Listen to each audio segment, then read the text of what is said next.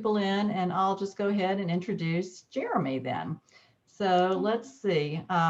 Okay, Dr. Jeremy Hoffman is the Chief Scientist at the Science Museum of Virginia, and he's an affiliate faculty member at the L. Douglas Wilder School of Government and Public Affairs and the Center for Environmental Studies at Virginia Commonwealth University. Dr. Hoffman has served as a member of the Environmental Committee for the Museum of Science and Industry in Chicago, a Science Communication Fellow for the Oregon Museum of Science and Industry, and the Mitchell Hamlin School of Law. He was recently honored as one of Style Weekly Richmond's top 40 under 40 and one of the Grist 50 fixers for 2020. The Grist 50 is an annual list of emerging leaders from across the U.S. who are working on fresh, real-world solutions to our world's biggest challenges. Jeremy started doing improv comedy and playing music in elementary schools and has created a YouTube video, The Sound of Skeptics, about climate change deniers, which has almost 42,000 views and probably more since this was written. So please welcome Dr. Jeremy Hoffman. Thank you. Thank you so much for that wonderful introduction. That's so funny. I did that music video when I was nearing the end of my PhD work at Oregon State University, and it kind of went viral. And even back in those days, it was a bit of a surprise. But if you take a look at that, it really is just me. I figured out how to film myself twice and splice it together. So it's a bit of my my artistic training, our musical training, and my technical training all at once. So I'm going to share my screen really fast. But if you're on your phone or or able to see the chat room, I have put in a link. This talk is called the Geography of Inequitable Climate Exposure. It's based a lot on the work that we've been doing in Richmond over the last few years. I came here in 2016, but I wanted to share, beyond the fact that I owe a lot of my success to many people that have helped me out, and I continue to evolve ideas together. But tomorrow night, actually, believe it or not, is our Mate Night. It's a Science on Tap event that's digital for the Science Museum of Virginia. It's free. It's at 8:30 p.m. tomorrow night. You can take a picture with your phone, or I put the link in the chat. And also, if you go to the smv.org website, you should be able to find tickets. It's again free and just a fun night tomorrow night.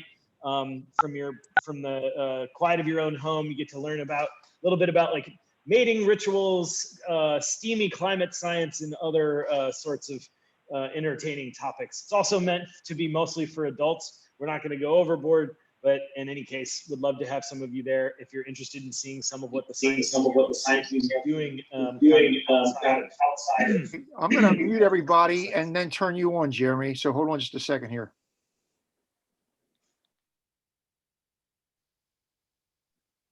Okay. All right, there you go. That worked really well, Glenn. Thank you so much. All right, so to hop into the more serious stuff, this is a 4-quadrant, bunch of graphs. I can distill what this series of graphs will tell you in just like one sentence, and that's that heat waves are longer, stronger, more frequent, and happening at weirder times than they were in the past.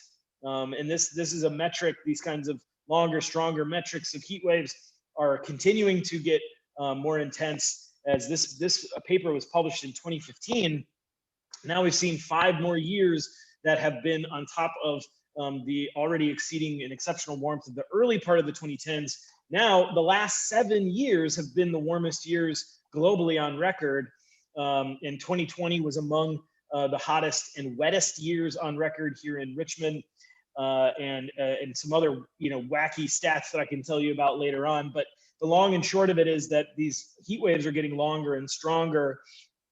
And as many of you may know, extreme heat is actually the leading cause of weather-related fatalities in this country, way more so than like the charismatic storms that you see, like hurricanes and tornadoes, stuff that grabs headlines. Extreme heat doesn't tend to grab the same kinds of headlines. And so, we didn't learn about a heat wave and its impact on particular people, these longer, stronger heat waves, more so than in Chicago in 1995. I was growing up in the northwestern suburbs of the city of Chicago, Illinois in 1995. And even though temperatures soared over 100 degrees for many days in a row and didn't go down at night below, about 80 degrees for a couple nights in a row, I was moderately comfortable, sitting in my suburban home with my folks. We actually threw a yard party and had like a slip and slide and air conditioning and ice cream, sandwiches, the whole 9 yards. Meanwhile, just a few miles across town, there was significant mortality being suffered by poor elderly communities of color on the west and south sides of Chicago. Interestingly, if you want to learn more about this particular heat wave and the kind of sociological underpinnings of these kind of predispositions to vulnerability, there's a book by Eric Kleinenberg called Heat Wave that is absolutely fascinating. There's a PBS documentary called Cooked: Survival by Zip Code that is very much based on that novel or based on that book. And then, interestingly, these same neighborhoods that experienced disproportionate rates of mortality during this heat wave in 1995 are now experiencing disproportionate rates of COVID-19 mortality today. So that shines a light on kind of the rest of my talk, is that there are systemic reasons behind why particular people are hit harder and have more significant impacts from disasters like heat waves and other sorts of uncontrollable and unforeseen circumstances, even things like pandemics. So in any case, we know that a heat wave doesn't mean the same thing in every place. If you look into this picture and imagine we were gonna fly into it like some sort of portal or the magic school bus, and you think to yourself, where am I gonna run to touch the hottest surface? And thinking of it in your head, where am I going in this picture to find the hottest place to the touch? And then think to yourself, okay, so I know I won't enjoy that, so let me run to the coolest spot to the touch, and think of it in your head. And you've now made a hypothesis, and that you didn't get the chief scientist from the Science Museum to come to your meeting and not have you do a little bit of science. Of course, now we can test your hypothesis by using a thermal camera that reveals the kind of temperature variations across this landscape. The brighter colors are the hotter temperatures, cooler temperatures are the darker colors. And the big difference, of course, is between the black asphalt and the mature oak tree right along Broad Street here in front of the museum.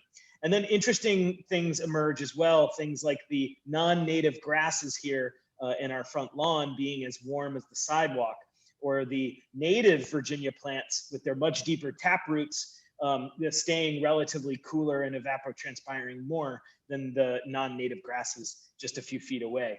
And then colors of the cars come back as different temperatures, really showing us that like the decisions that we make about how we build an environment, a human environment, have huge cascading impacts to the energy budget in relation to the sun overhead. So basically these non-natural landscapes that we've built out of really hard, dense, and dark surfaces absorb more of the sun's energy throughout the day and then re-emit it back into the air as heat. Now we know what this phenomenon is called. It's called the urban heat island effect. There are many different ways to assess how urban heat relates to place in a city. And my colleague Vivek Chandas here, who's a professor at Portland State University in Portland, Oregon, has kind of perfected the way to do this. And in 2017, he brought his little, you can imagine these kind of look like car flags for like sports teams, only missing the pennant coming off. But they're the car flags of science. And so air flows in through this, this little white T-joint at the top and stimulates a thermocouple wire that sends a signal down to a data logger that's keeping track of the temperature in the air every single second. Meanwhile, a GPS unit in the car is keeping track of where the car is in space every single second.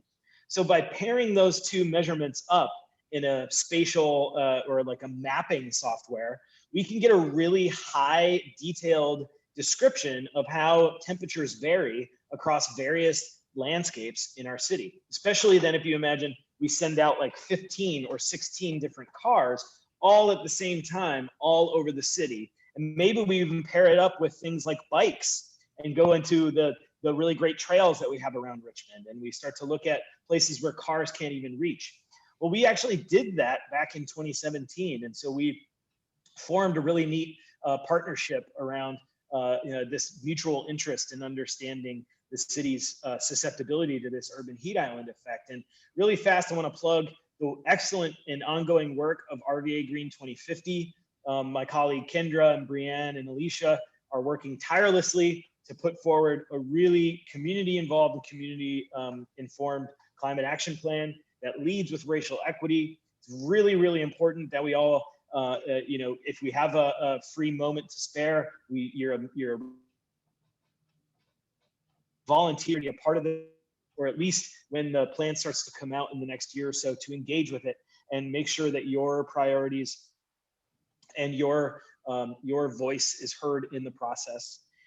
Then on the flip side, you have the government on the city of Richmond side, and then we have the community organizations that are engaging with communities on the ground. So one of these organizations being Groundwork RVA, that is a teen green workforce skills development nonprofit that's headquartered in the north side of Richmond. Rob Jones is the executive director, and Melissa Guevara is the education program manager. And they have the mission of greening Richmond through trail access and park access. They also seek to prepare youth for success while improving the health and quality of life of all residents of Richmond, and hoping in encouraging realization of racial equity in the city. So it's really one of these organizations that's extremely special to work with on a regular basis. And we were actually, this work that I'm presenting right now was awarded an Innovative Partnership Award from the Metropolitan Business League of Richmond back in March 2020, right before we couldn't meet up together. That was actually the last photo I have of myself doing something in public, was going to this award ceremony. So this is Ijana. She was a sophomore at the time, affixing the temperature sensor to the car on the day that we went out, July 13th, 2017. It was a scorcher. It was like that day. It's one of those days in Richmond where you feel like when you walk outside, you're actually walking into someone else's mouth. You know, that like steamy, hot breath air. It was one of those days. And so we really caught the city in one of those longer, stronger, heat waves of the future happening right then. And so what did we find? It was a 16-degree Fahrenheit difference between the coolest and warmest place at the exact same time. 16 degrees Fahrenheit at the exact same time, around 3 p.m. And some features of the city might pop out to you: major roadways, areas of very dense roadways, places like the Diamond. Some of the hotter neighborhoods tend to be the ones with very low tree canopy, and the cooler neighborhoods tend to have very high canopy. And then some interesting stuff like downtown, and places where we actually have relatively higher or variable building heights actually encourage cooler temperatures through shading the sidewalk and shading different parts of the neighborhood. So actually downtown, in the middle of a heat wave, the urban canyons formed by the tall buildings actually provide a refuge for people seeking to escape the extreme heat. So when you hear discussions about building heights and things, in many ways, that can actually be something that encourages a reduction in temperature. And by varying building heights across the city, we actually increase the amount of air being mixed around and turbulently transferred between warmer and cooler places. That's just an interesting thing about the urban fabric of Richmond. Actually tells us a little bit more about how to fix the urban heat island effect. Now, we've been working with the Richmond Ambulance Authority to understand more about where people get sick due to extreme heat. The map on the right is a map of where the Richmond Ambulance Authority has gone over the last 5 years during the summer for heat-related illnesses. You can see the correspondence to be quite striking. And even when we correct for population density, this relationship continues to hold. And I've got a student at the University of Richmond working with me and Todd Lookingbill to look at kind of the disparity in caseload, what people were doing beforehand, locations, and I'll share a little bit of what we found so far.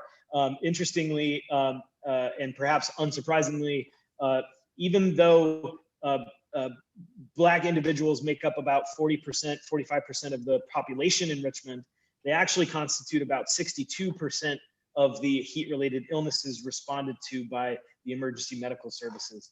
On the other hand, white individuals make up about 42, 43% of the population as far as 2010, I want to say. So the census data probably shift this a little bit. But they only make up about 35% of the caseload in heat-related illnesses.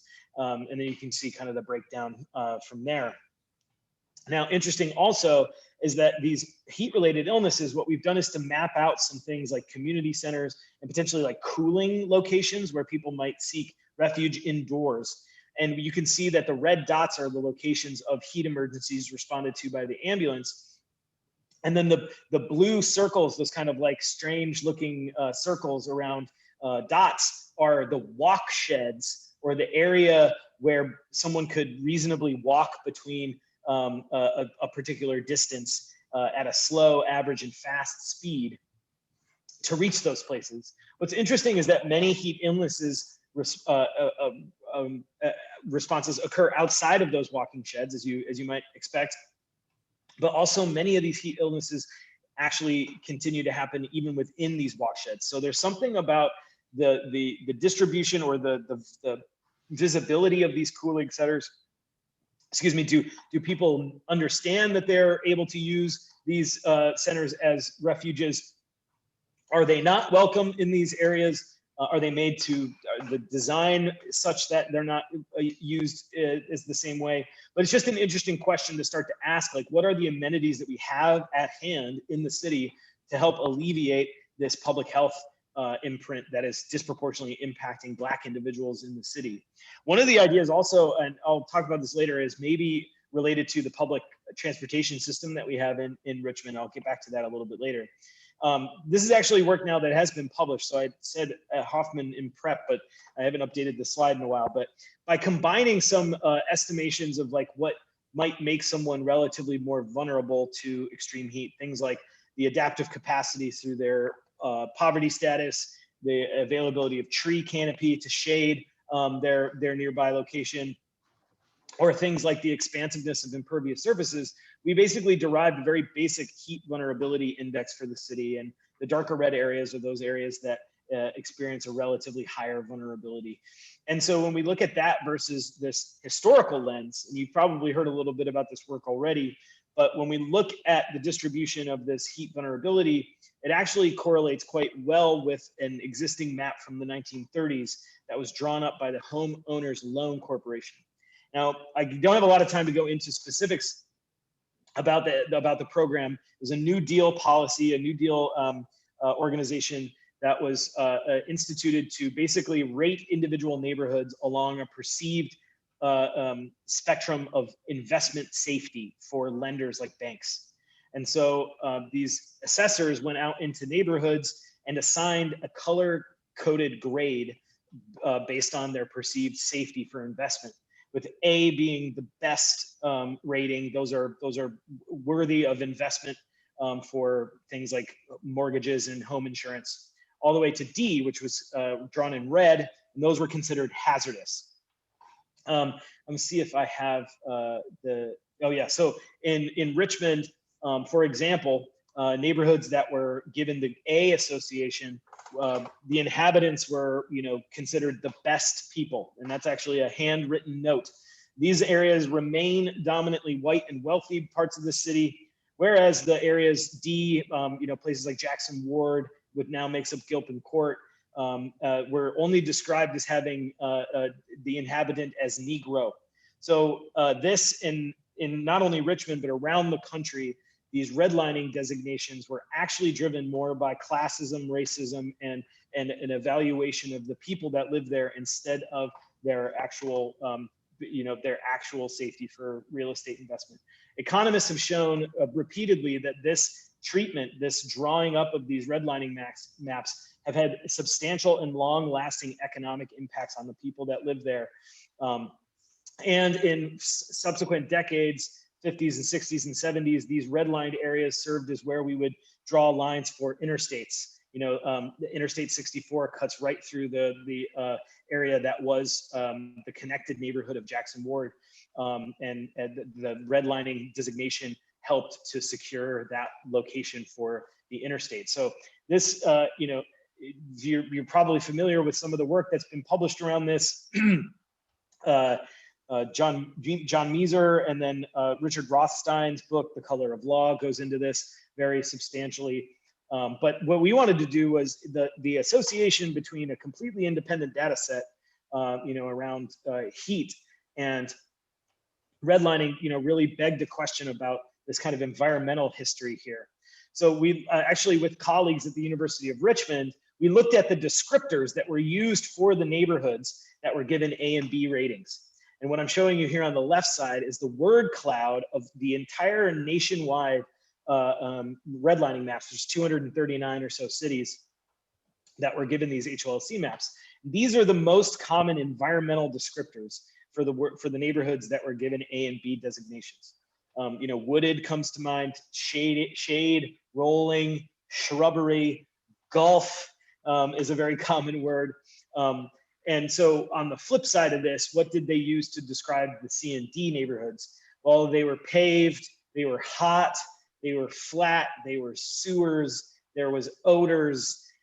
So I'm not suggesting necessarily in subsequent slides that the redlining maps transformed the neighborhoods to look this way. However, what I think is that these redlining maps basically made it law that they remain this way. And so we can say that very confidently in the socioeconomic impacts, but we don't know a lot about the long-term health and environmental impacts of these different designations. If you're wondering what comes before redlining, does any good historian ask the question, well, what happened before this? I implore you to watch Stephen DeBerry's TED Talk from 2018 called Why the Wrong Side of the Tracks is Usually the East Side of a City. Turns out, almost fundamentally, the spin of the Earth itself helps to explain persistent neighborhood sorting along an east-west trajectory in cities. Just go and watch it when you can. It is a fascinating TED Talk. And so I would suggest that what Stephen shares in his talk was codified into law by the redlining maps. And now we are seeing the echoes of that policy in an environmental inequality. So to give you the kind of like punchline is that this work was published, the paper that we wrote about this was published in January 2020, but in August 2020, the New York Times caught on to this and published a series of maps that are extremely illustrative about not only Richmond, but the nation more broadly. And so here is the temperatures graded by color from blue to red being warmer, and the red line neighborhoods having slight red outlines, places like Oak Grove, Churchill, Randolph, Jackson Ward, Gilpin, and parts of the north side. And then the difference between all of the other grades was one of the first observations that we made, not only from surface temperatures, which is what's included here, but in the air temperatures that we measured with those cars driving around the city. And it took a couple years after we did our initial study of Richmond for me to realize the weight of the observation that we were making. We went to Baltimore in 2018 and then to Boston in 2019 and made the exact same observations. These formerly redlined neighborhoods kept being the ones that were the hottest in these cities. And so working with a VCU undergraduate research assistant named Nick Pendleton, who's now in his master's at the University of George Washington University, or George Mason University, working on air quality work now, and my colleague Vivek then looked at all of the cities in this, and not only looked at the temperatures, but looked at all of the land use categories associated with these areas. So not only were the red line neighborhoods hotter, they had more of those dark, hard surfaces. This will become important in just a little bit. And then most, kind of, I think, relatable to many people on this call is that they have very limited tree canopy in relation to their non-redlined counterparts. Here in Richmond, we celebrate a lot of 40% tree canopy, but what is hidden in that number is that we have some neighborhoods with as little as 2 or 3% tree canopy and neighborhoods that have as much as 85% tree canopy. So to say that the city has a 40% tree canopy, I think obscures the fact that there is a huge disparity in the availability of something that we all know to be the coolest part of a heat wave, shade. So let me keep going through the rest of the country. Now, if we zoom out and look at every city that was included in the redlining maps in the 30s and look at the surface temperature differences across summertime over the last few years, we see that these formerly redlined areas in the red box here are about, on average, nationally, about 4.5 degrees to 5 degrees Fahrenheit warmer than their non-redlined counterparts. That means they are living in a currently climate changed place. This is more than the expected warming due to global warming. So not only will they are they dealing with these temperatures today, but add on top of that an additional couple degrees of global warming, and we start to see how these areas can further amplify and put these people at risk from substantial exposure to heat. Now, what's driving it? Like in Richmond, all these areas tend to have more dark, hard surfaces and fewer tree canopy, lower tree canopy percentages. This has now been substantiated in several follow-up studies that were published this year, both looking at NDVI, which is a vegetation index, even for controlling for other confounding factors. The observations that we made in this paper and published in January have stood up to scrutiny from the research community. And now I'm going to share with you some additional things that have come out ever since. We made a story map that if you search in Google the lines that shape our cities, you should be able to find this, this link. What we physically are looking at now, the color palette of these neighborhoods. Now, of course, looking at those maps, you might assume that the formerly redlined areas have darker color schemes as seen from aerial imagery. And here, an example from Montgomery, Alabama, that does show that to be the case. Not only that, but the trees in Montgomery, Alabama, in the formerly green-lined areas, or the A neighborhoods, are significantly taller than the trees that are in the formerly redlined area. So not only do they have more shade, they have a higher quality of shade. As we know that the taller the tree, the wider the crown, the more effective it is at producing natural air conditioning. So this is a follow-up work that we're going to continue here in the Commonwealth of Virginia. Now let's turn our minds back to that impervious surface thing that I mentioned earlier. We all know from our experience here in the Richmond region that when it rains a lot, that water that falls on those impervious surfaces tries to rush into the nearest sewer system as quickly as it can. We know the cascading impacts that runoff, that stormwater runoff, has on places downstream in the James River as it carries things like nitrogen and phosphorus and suspended solids into the river. And here in Richmond, of course, we know that the combined sewer system actually then can create combined sewer overflow events, which will mix stormwater directly with our sewer coming out of our residential areas and dump that directly into the river as well. So areas with relatively higher impervious surfaces then contribute or can experience higher levels of urban flash flooding. And what I'm showing you here is a map called the flood factor score. What this research group did was to look at cities and towns across America and look at the individual parcel level risk of flooding using a really sophisticated modeling technique, and then comparing what the FEMA risk for that location is to their calculated flood risk. FEMA, in some ways, might underestimate things like urban flooding events due to impervious surfaces, extreme precipitation events, more so than things like the 100-year floodplain or floods from storm surges and that sort of thing. So you might think where I'm going with this is, are redlined areas now more at risk for extreme flood risk as put forward by this flood factor score. And so A-rated neighborhoods, about 10% of parcels nationally fall into the category of high flood risk. B, C, and D, yes, on average, being located in a D redlined area, your parcel of land now experiences a relatively higher amount of flood risk than your non-redlined neighbors. Now, this has huge variation based on the topography of the place that you're talking about. Certainly the precipitation event can have huge impacts on where it falls.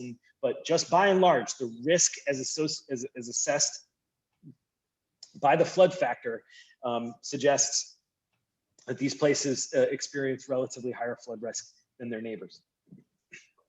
Finally, this is kind of the last thing, and then I'll switch into something else a little bit here at the end, is another study that was just recently released by the National Community Reinvestment Coalition. And what they did was to look at the CDC. They have a program called the 500 Cities program, and it basically digests a bunch of health outcome data at the population level for 500 cities around the country. Many of these cities also have a HOLC redlining map from the 1930s and 40s. So what they were able to do is connect areas today and basically overlap several health outcome indicators from the CDC with this historical lens of HOLC redlining, and then look kind of through both of them at the same time and see where those things overlap. What did they find?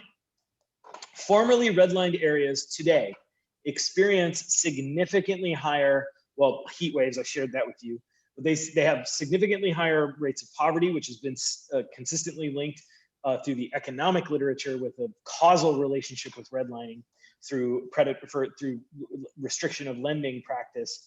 But they also experience lower life expectancy.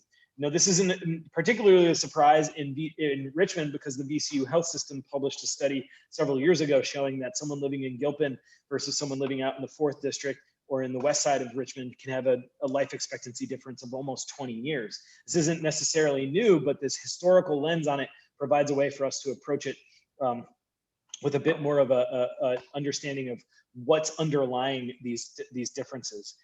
They experience poor mental health outcomes. That shouldn't be a surprise because they don't have as much access to green space. We now know through the social and environmental psychology literature that exposure to green spaces lengthens your life and decreases stress, producing a positive mental health outcome. These places also experience acute respiratory issues like diseases associated with asthma and COPD. That's also not a surprise, given that the redlined areas of our country were used as the roadmap for installing the interstate road system, which is still the predominant source of particulate matter and ozone and nitrogen dioxide as an air pollutant.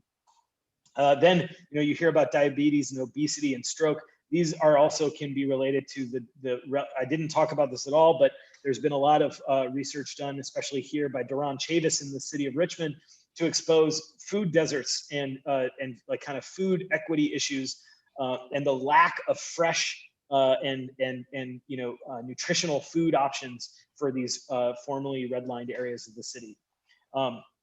So realistically, like the whole thing, I don't mean to overwhelm you, but the situation is quite dire and based in a system that was entirely made up around a subjective opinion about communities of color and the preference for white communities in cities all over the country. So what are we doing about it? That's probably the better question. As some of you may know, the Chesapeake Bay Foundation was recently awarded a major grant here in Richmond from the National Fish and Wildlife Foundation to depave some areas nearby formerly redlined areas in the South Side, working with Southside Relief, community organization focused on tree planting programs in Southside Richmond, as well as Groundwork RVA, one of our partners. They made an explicit tie to the redlining history of our city in their proposal, which is really great. You might have also heard that there's a bill in the GA this year looking to increase the ability for cities to raise tree canopy requirements in formerly redlined areas when new or redevelopments occur. That's kind of also been one of the things that Chesapeake Bay Foundation and the Riverkeepers has been working on extensively. I'm also thrilled to share with you, if you haven't heard, the Science Museum and my program at the Science Museum was awarded a bunch of money from the National Oceanic and Atmospheric Administration to work with 4 community nonprofits: Groundwork RVA, Southside Relief, the Virginia Community Voice, and Happily Natural Day, to actually collaborate around community engagement events in these formerly redlined areas to then fund green infrastructure interventions, things like park access, trail maintenance, and hopefully things like pocket parks and other sorts of green amenities, including community gardens and things like that. But what's great is that we don't know what it's going to look like because it's intentionally being left out of the equation. What we want to do is work with the community to create the solution that they want and support that through community engagement, tabletop activities, and things like that. So I'm really thrilled. If you want to learn about it, Michael Paul Williams wrote a great article in October in the Richmond Times about this, if you want to learn more about the program in the future. Now, also really thrilling is I was able to, along with some colleagues from various organizations around the city, help the Stoney administration to prioritize 5 city-owned green spaces in the south side of Richmond to form the basis for 5 new public parks that will go on over the next few years. And it really thrilling. This, I think it's the first time since the 70s that the city has set aside new land for parks. And some of these parcels are gigantic and really fantastic. And I think they're going to be great community amenities into the future. So that's just some of what we're doing. Let me bring, oh yeah, this is kind of weird. The GRTC stops. I should have put this in earlier. Don't worry about it. I think one of the things that we can be doing, something that we can, instead of waiting a long time for things like trees and parks to be created, I do think that there's a way for us to almost magically snap our fingers if we had the kind of groundswell of people behind it, is to install shade structures at GRTC bus stops. One of the main predictors of your exposure to extreme heat in the city of Richmond is your reliance on alternative transportation. So actually what we could do is disperse rapidly, rapidly installed shade structures at these transit stops to actually reduce the exposure to those heat events almost immediately. Now, there is a lot of stuff that has to go into that through the Department of Public Works as well as the GRTC to come up with something that'll work with the existing system that they have. But this is one of the things that some other cities have done in a rapid sort of sense to really start to decrease that kind of exposure quite rapidly. Then finally, I just want to share, bring it back home to the Science Museum. We have this beautiful building behind me. John Russell Pope designed, in the early 20th century. And, we anchor this really amazing campus that includes some of the largest green space surrounded us. And so, the vision of our director, Rich Conti, is that this little frontage is super important as our community continues to grow. Many of you know that the Scotts Addition neighborhood was recently given this TOD1 zoning category, which allows these much taller buildings that produce shade canyons. It's also been suggested that some of these areas surrounding the museum could potentially see that same kind of growth into the future. We're also right along the BRTC or GRTC Pulse BRT line.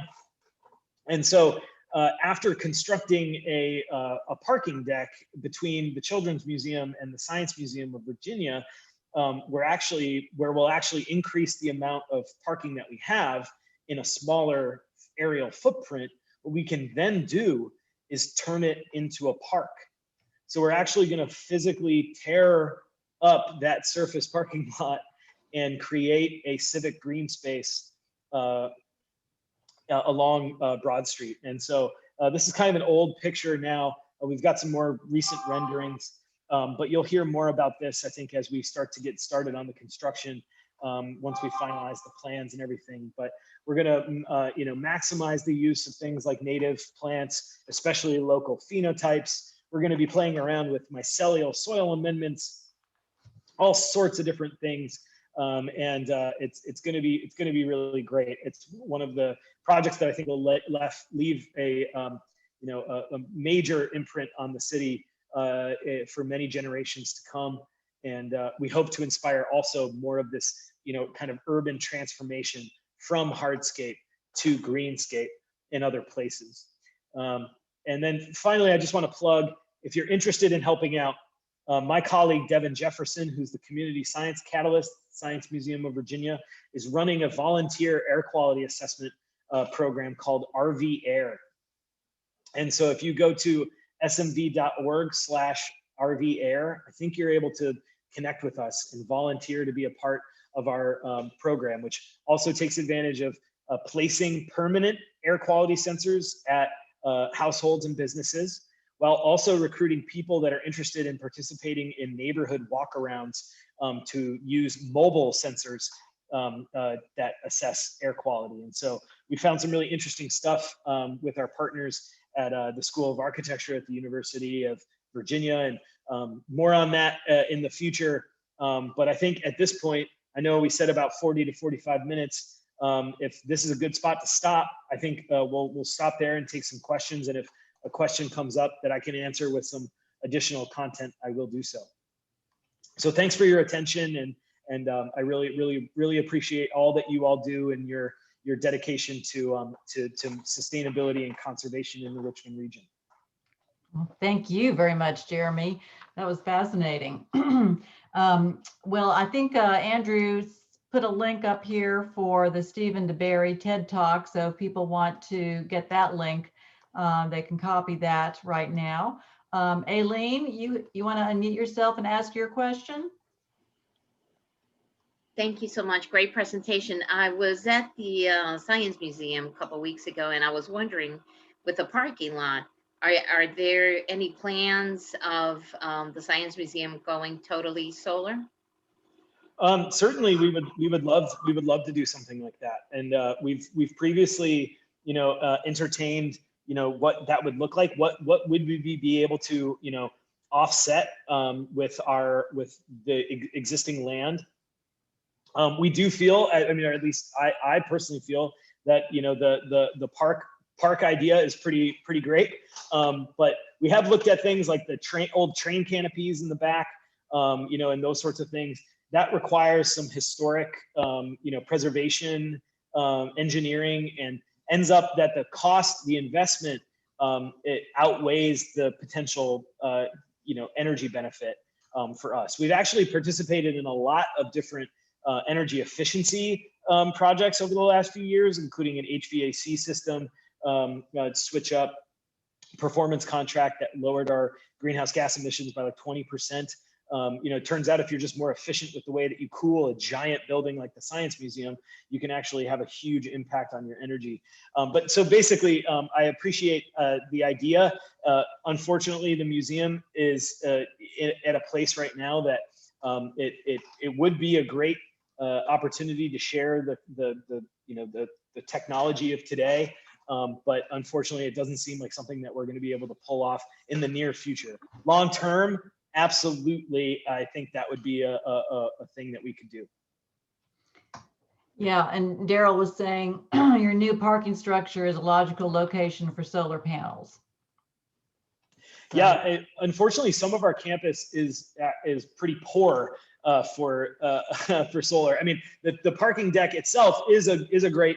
The rooftop is one of the options that we have for that, and something that we've entertained as a kind of like phase 2 of the parking deck structure.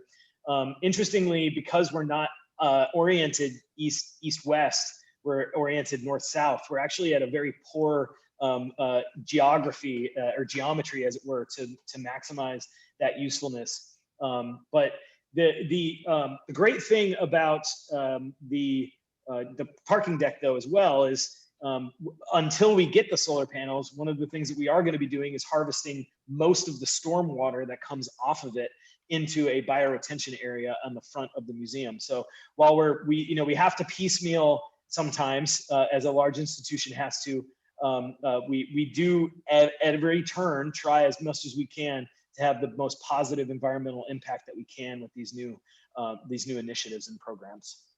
Great, thank you. Glenn, you had a question, then I see a couple of raised hands. Yeah, so you had mentioned that these concrete canyons in the high-rise areas do help with mixing of the air and providing shade, but I also heard that because they also absorb a lot of heat, they radiate that heat out at night too. Now, I guess many people aren't living downtown in those concrete canyons at night, but isn't there a problem with heat irradiation from these large concrete structures? Yeah, I mean, the big thing is, it depends on like the time period that you're looking at, of course, as you mentioned, in the afternoon when we see the predominant amount of heat-related illnesses, if we're trying to mitigate that, then we would try and focus on a time period relevant to that health outcome. Yeah, I mean, I don't suggest that by increasing building height, we need to restrict our designs to things like concrete. I think that there are a lot of different architectural kind of vernacular architecture approaches that we can do for passive cooling of environments. In fact, there's a lot of architectural research going on right now on how to mitigate both the daytime heat impact as well as mitigate and try and instigate more of that thermal exchange with the atmosphere in the evening. So I think it's like to focus on any one time period is unfortunately focusing on not maximizing the whole benefit that we can for a thing like health outcome versus the heat island effect at night. Okay. Melissa, you have your hand up. Do you have a question? You want to unmute yourself? We need, yeah. Yes, thank you. Mhm. I'm a neighbor. I can walk about 4 or 5 blocks and be at the Science Museum, and I'm about 3 blocks from the corner of Arthur Ashe and Broad Street. So I'm sort of in the thick of a lot of these things going on. And I have a lot of concerns about not only the heat and but there's a lot of increased traffic now with the growth of Scott's Addition. But my main interest right now is how trying to have more tree canopies in Richmond can conflict with Richmond's other issues, and specifically the plight of the homeless. There were about 8 to 10 fully grown, mature crepe myrtles on Arthur Ashe Boulevard in front of the CVS just north of Broad Street. They were all cut down to about 4 feet high just a few weeks ago. And the reason was because they were a congregating place in warm weather for homeless people. And they didn't like them being there. CVS said that they intimidated customers all the way across the parking lot. And it's trashy. Where they congregate, they leave trash. I was appalled that they're the only trees along there with these crepe myrtles. So my concern is that you see a problem and the first thing you do is you just cut the trees down. And a similar thing almost happened on Arthur Ashe Boulevard. We have about a 90 or 100-year-old willow oak at the corner of Park and Arthur Ashe. And development plans were going on a couple of years ago, and it was just a matter of no problem that they would just cut that tree down. Fortunately, it didn't happen, but I went to the hearing downtown, and nobody seemed to have a problem with that. So I wonder about your comments on this. Yeah, well, I'm certainly not a homelessness expert by any stretch of the imagination. So I do know that a lot of people are hard at work to understand potential ways to increase housing availability for people, so they don't rely entirely on things like street shade in order to beat the heat. That would also go into our question about the location of heat-related illnesses versus things like the cooling centers and availability of community centers. But so I don't have the answer to that. I would, I think what that speaks to really is the need for stronger, policy at the city level to maintain our largest trees as a public and environmental amenity. Many cities, in fact, have used ways to increase or at least try and offset, because right now in the city, if you cut down one of those large trees, you just replant a small, 1.5 caliper tree as a replacement. But instead, what we could do is instigate some sort of, or advocate or create some sort of policy around replacing that total amount of caliper that was lost by the tree that was cut down. That's just some potential ways that I've seen it approached in other cities. Again, I'm not advocating for any one particular policy over another, and I don't claim to be a homelessness expert, but I do know that I'm someone that enjoys shade, and so to take it away from someone else is, to me, something that I wouldn't want to support personally. Great, thank you. Laura, you had your hand up before a couple other people asked questions. Yes, oops, let me pull my microphone a little closer here. So I'm a lender and I deal with older homeowners. Now, I know we're talking mostly about public policy and community spaces, but I've noticed that a lot of my older homeowners in my poorer areas need help with their trees. The trees will fall and, if this had been a wealthier area, they would have just tended to the trees before they had reached a point where they were diseased and falling down. So consequently, in some of these areas that were previously, and mind you, and I'm an FHA lender, so I know well about the horrors of redlining, but in the areas that were previously redlined, they still are, as you've rightly pointed out, poorer areas, and they tend to just cut down their trees rather than tend to them because of the cost of tending trees. Is there any program or are there any groups available for these homeowners so they can maintain these trees instead of just cutting them down as a remedy? Yeah, that's such a good question. And again, I'm not an expert at this kind of thing, and certainly wouldn't want to claim that I know this lived experience more than the people that live there themselves. So certainly it would be a thing if in the future and in conversations with your homeowners to kind of have that conversation might be a really interesting and illuminating one to have with them. But I would, actually, I'm really encouraged by a program that I know from the Groundwork RVA group. They have a program called Our Folks. And, a lot of what's going on in Northside is a really big surge, especially in the formerly redlined areas in the North Side, a huge surge in land value as the housing values increase, then the taxes do as well. And many of the older homeowners expecting to age in place can't afford some of the things that you're talking about, upkeep of simple parts of their house, and whether it be the landscaping or other things. And so the Groundwork RVA group has been working with these homeowners to do, through training the teens how to do these things so that they have marketable skills as well. They take care of these things that might otherwise go unfixed, untended to long term. I do think that there is a policy that could be made from that. Workforce development programs that work to get people in a certified arborist certification or something like that through experiencing and learning how to maintain the green infrastructure in these neighborhoods. The city of Chicago has a resilient corridors program where they've invested money in the community organizations that are already present in those neighborhoods, much like a Groundwork RVA would be, to make pilot programs along those same lines. So I think that there are ways to do this. Again, I don't know the right way forward. And I think that it would be a question and a conversation to have with these individuals and the organizations that currently work with them to really dig down into, like, well, what's the best way forward to make sure that you don't cut it down instead. Yet I could tell you with a fairly great, I've been doing this for many years at this point, with a fairly great degree of certainty, just driving through a neighborhood, I could tell you the ethnic blend by the tree canopy and by how trees have been tended. So it's super encouraging to me to hear about this program you reference in Chicago. I just think it's a huge, huge need. Thanks. Yeah, I Thanks. think there's a lot for us to do here in creating an economy around green workforce skills, and I'd be the first one to support something like that if it were to come through on something like city council.